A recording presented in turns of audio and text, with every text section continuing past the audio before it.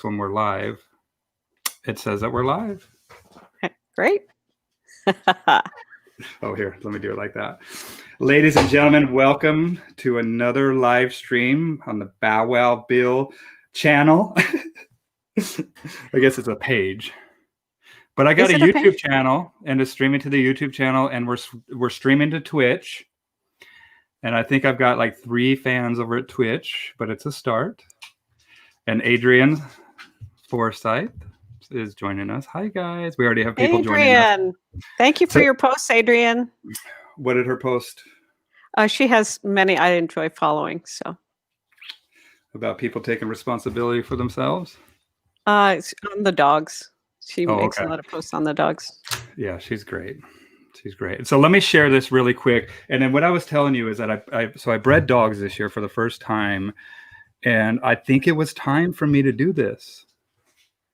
You know, I've been working rescues, and anytime we get dogs is when we're training them, even if we get them as a puppy, we get them at 2 months old, right? Mm-hmm. And during that 2 months, it's just so many changes happen. And not just during the 2 months, but the 2 months prior when mom changes too. And to watch her body literally change before your eyes, and then having these puppies. And I can go on and on, but what a wonderful experience. Well, you know, you're well aware of this, I'm sure, on many of the people who might dial in, but the imprinting window in a puppy's life, about 3.5 weeks, closes somewhere around 12-ish. But what happens in that time is irreplaceable. That's, if you think about being in the wild, you know, the wolf puppies, they're fearless when they come out, and there's a big release of prolactin in the pack when there are puppies present. And so all of the members of the pack begin to look after the pups. Every pup is so valuable. So what they would normally walk into without any fear, like up to a snake, they would walk right up. What's that? Yeah, check it out. Yeah, they want to check it out, but it could be dangerous, right? So you have the others that kind of herd them off, keep them out of trouble. But when the imprinting window begins to close, and it's more like herding cats than trying to control these puppies, by then Mother Nature is so wise. At around 12-ish weeks of age, they begin to develop an initial hesitation to something that's new. So what you imprint in the puppy when they are so young, how diligent you are to provide everything that they're going to experience in their life to a degree that they have an introduction to it, so that by the time they reach that 12-week point, they have habituated to all the things that are going to be there. So when they do meet new things, they'll meet it with initial suspicion. So if you think of the snake situation, now instead of just walking right up to it, they'd go, what's that? As it should be. Yeah. And so you catching them early and doing what you're doing is great. Adrian says she's a huge fan of yours. And she says, thank you. And we got Michael Miller joining us. Hey, Michael, guys, hit the share button. This is when it's going to be a good one. So get this out as far and wide as possible. And if you guys have any questions for Behesha, and do you want to give us a quick rundown of where you're at and what you do? Literally where I'm at is in Carbondale, Illinois. And I run this Able Veteran as the executive director, training director.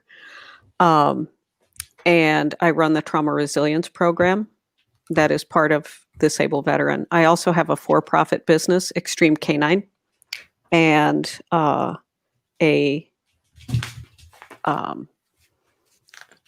I'm new to social media relatively when it comes to the I got to look at it now.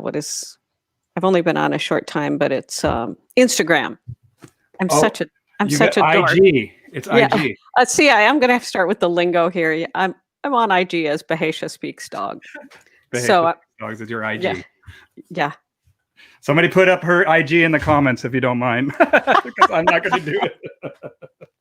Behesha Speaks Dog.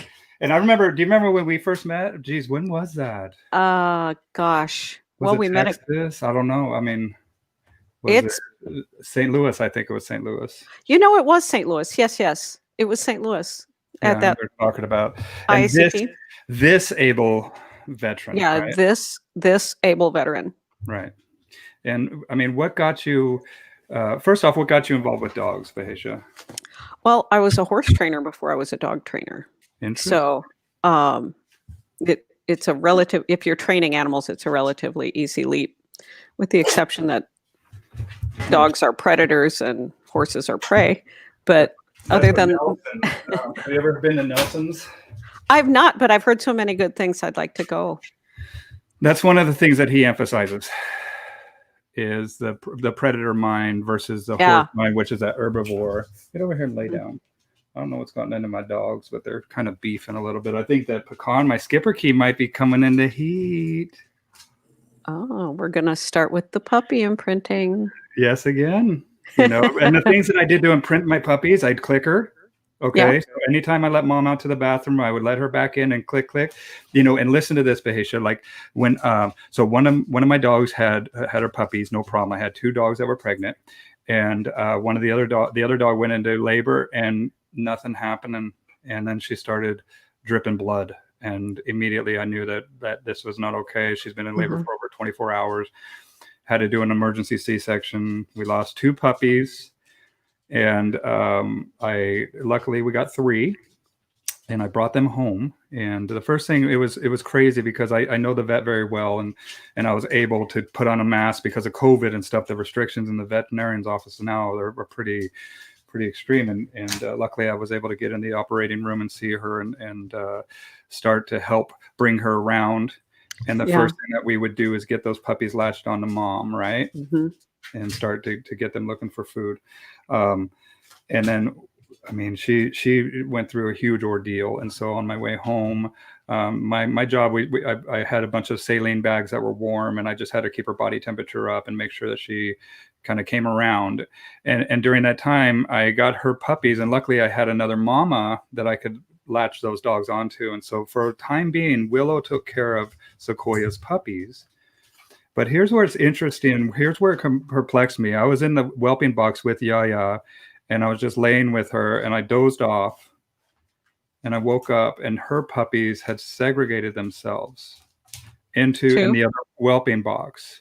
The 3 puppies and they were on the other side of the whelping box in a pile by themselves, as close to mom as they could get. And we were in 2 separate whelping boxes, so they couldn't see mom. But they could smell her.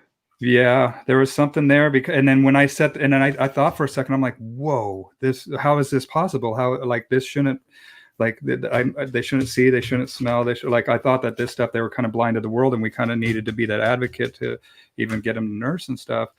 But there's something there, man. There's something present that, because I've set them by the mom, and they all 3, when I put them in that whelping box with their mom, straight to mom. And you should have seen, even though she was on anesthesia, coming around on some pretty heavy drugs, mama kicked in her too.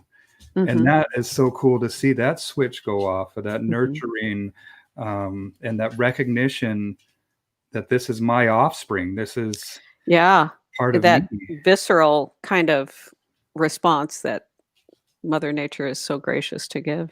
Yeah. And it was so cool to watch and experience, and then watch these dogs grow up and imprint them on the clicker. And you should see those dogs today, man. When they hear a click, woo! I show Bart and Michael, and they love it. Bart's like, you got to call Michael and show her. I'm like, okay, I will. I can hear it. I can hear that. Yeah. But yeah, and that's the formative time, right? The formative time. And if we have a large format to draw back on through our entire lives, that's how we can teach kids multiple languages at these ages, and it sticks with them, right?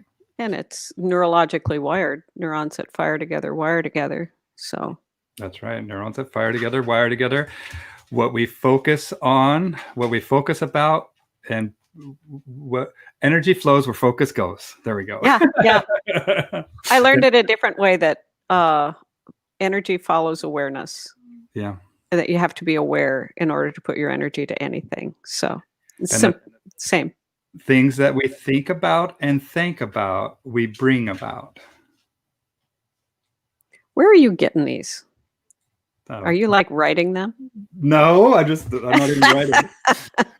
But so horses. So what made the transition? I mean, Leaving the area where the horses were and moving.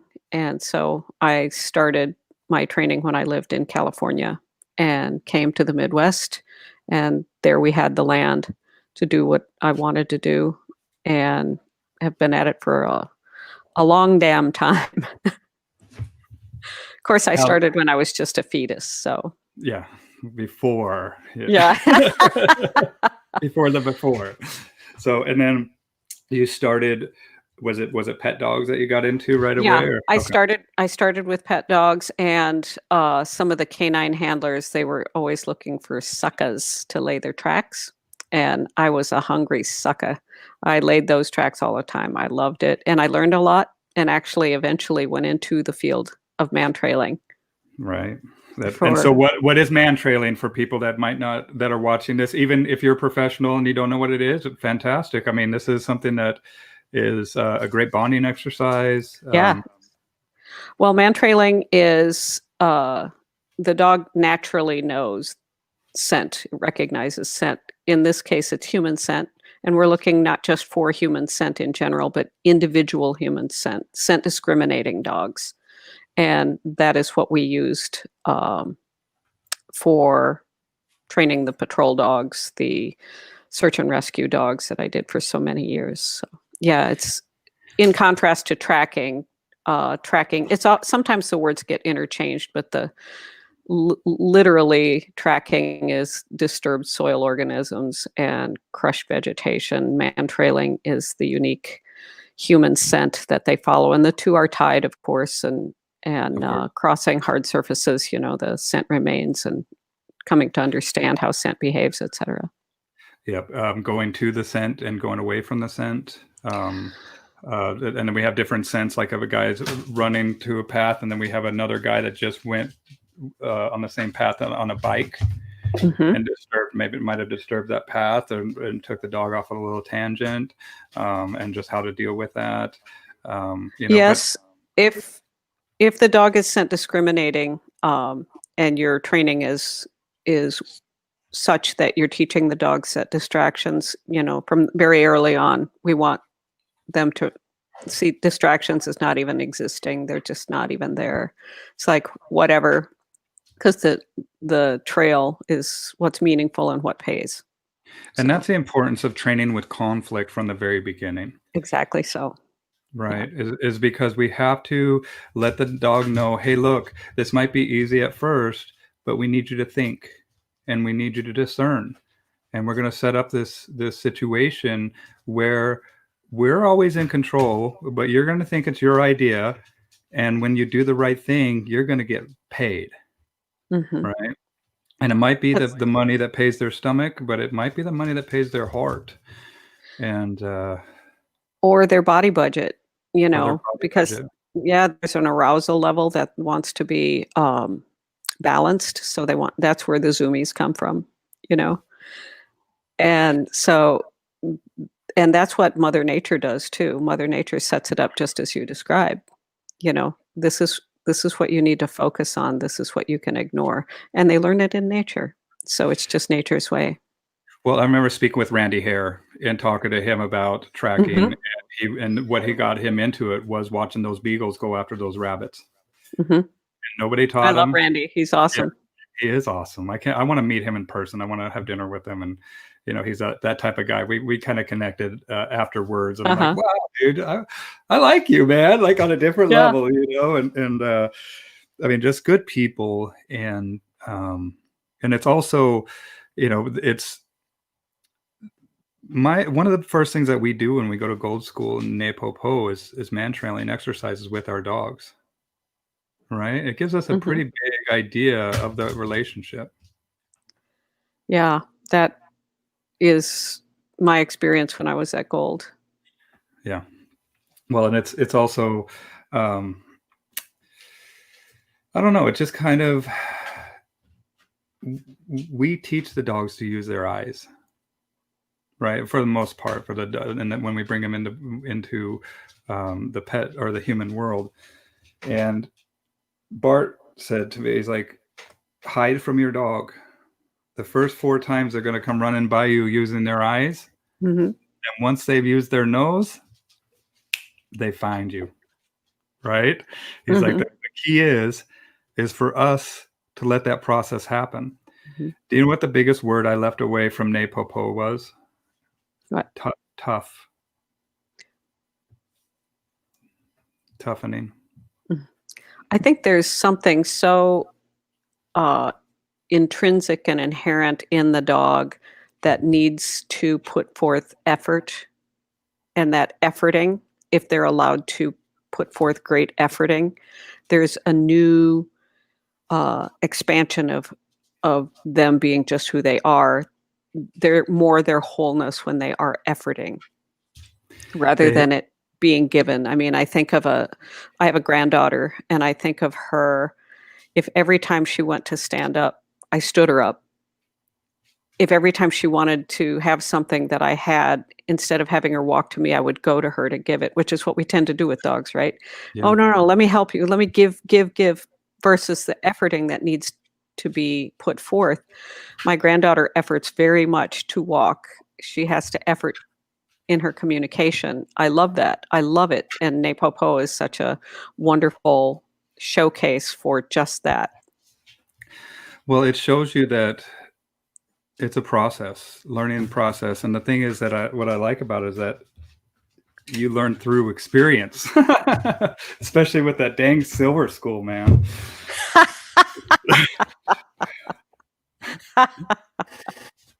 Right. And it's an example in the teaching, right? And it's Ne Popo, and you experience it, right? And so and that's it. And look at this. I don't know what's gotten into these dang dogs today, but they're all over my case. So this is Pecan. Well, aptly named. Yeah, she is a nut. We did some scent discrimination with her, and she does really well. I mean, and not only that, but they love it. They do. They absolutely love it. And I wonder if I got a jar or anything. That I don't have anything here that I could show you. I mean, I put up a jar here, and immediately she starts to come alive and be like, "Oh, dude, is this time? Right? Is this what we're doing?" And so let's get back to you. Let's circle back around to. So you moved to Illinois from California. You got into training dogs. Did you start your own gig or? Oh yeah.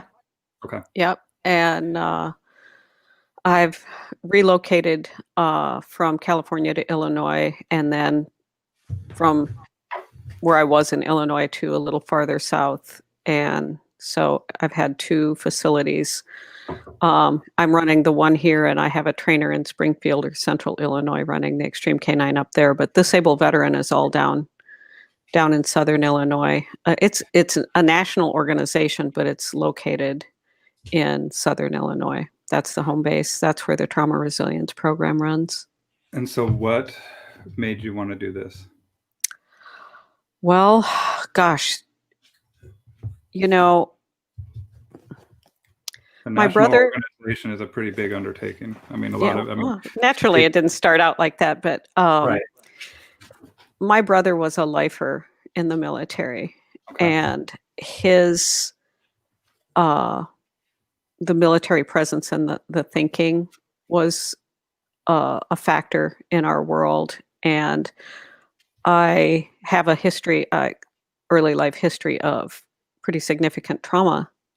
And being a dog trainer for so long, dogs were actually part and parcel of that trauma. So pulling it all together, honestly, at the times that difficulty went on for me, I never, ever would have imagined that any good could ever have come from it. I once heard someone say, someone once gave me a box of darkness, and it took me years to discover that too was a gift. And that's a lot how I describe the formation of Disabled Veteran. And it sounds kind of funny, but I often refer to the concept of it as having come through me. You know, I joke that I don't think I'm smart enough to think it up.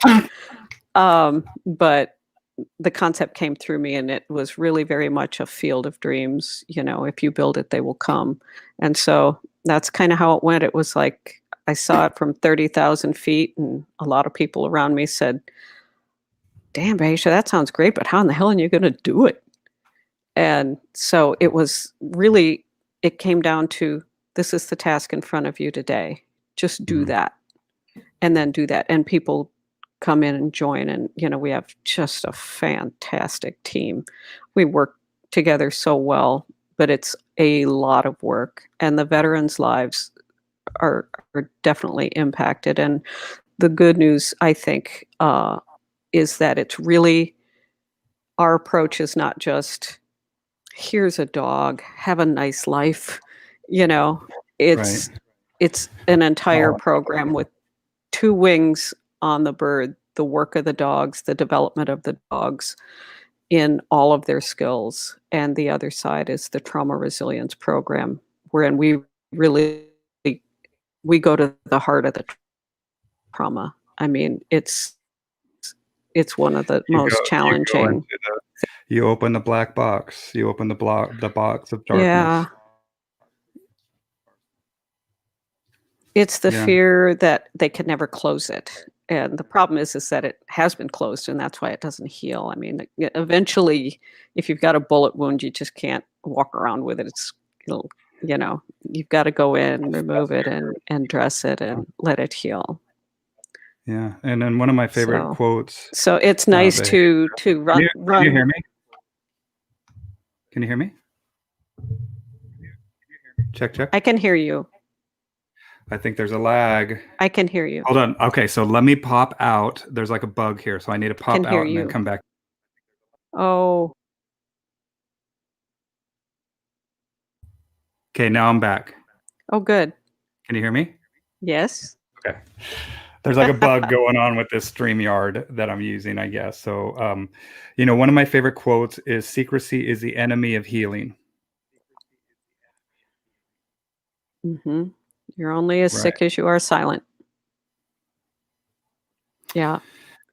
And we need to talk about this stuff and we That's need to something we try enjoy. to educate. Yeah, we got a lag going. I'm sorry. I don't know what's going on with it, but we'll just kind of try to deal with it.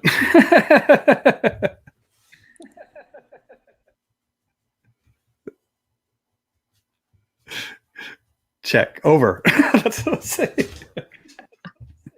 I'm here. I hear you. Oh, good. So one of my favorite quotes too is, "How can I be substantial if I do not cast a shadow? I must have a dark side also if I am to be whole. Where love rules, there is no will to power, and where power predominates, love is lacking. The one is the shadow of the other."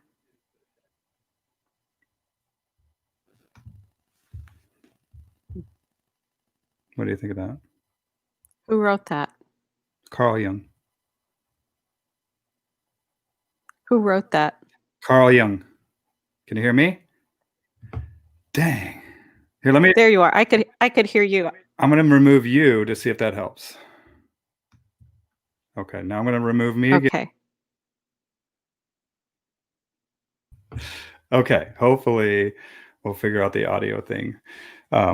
But that's what Carl Jung talks about, is confronting the shadow, doing the shadow work, and just shining a light on that Yeah. shadow. And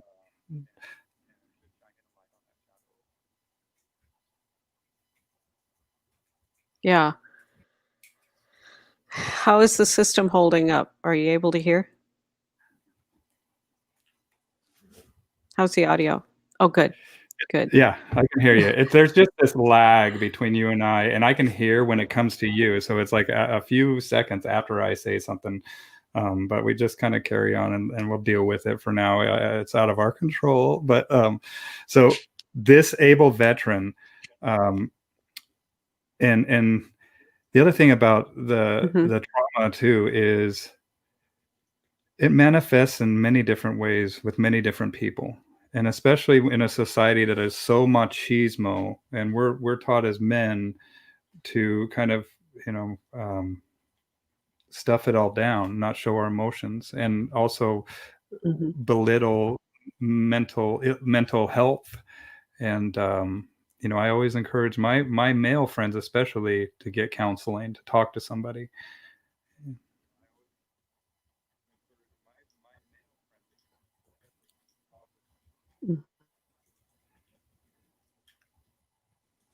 I'm going to say having issues.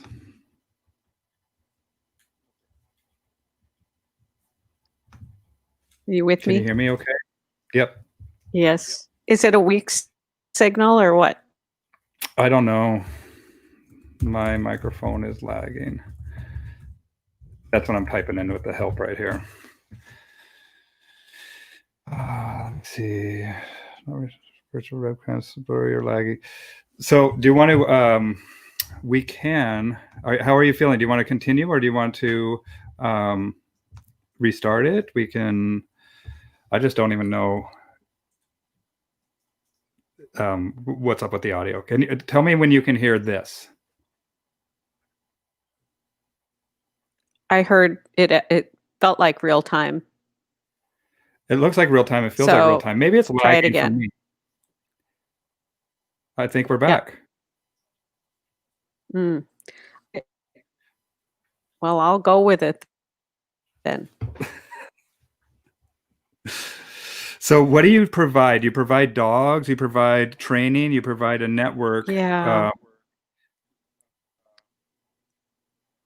So what we do is we take puppies in at 8 weeks of age, and they are purpose-bred puppies. We learned the hard way about rescue, opposed to rescue in any way. We just found that the washout rate was very high. We take in at 8 weeks, and did I lose you? Nope, I'm here. I might have lost you, Bill. Crap. Do you know what, you guys? We're going to restart this. I'm going to restart this, and we're going to see if it works better. So I'm going to end it, and then I'm going to restart it. So just watch for us again here real soon. I'm going to see if we can reboot my computer or something.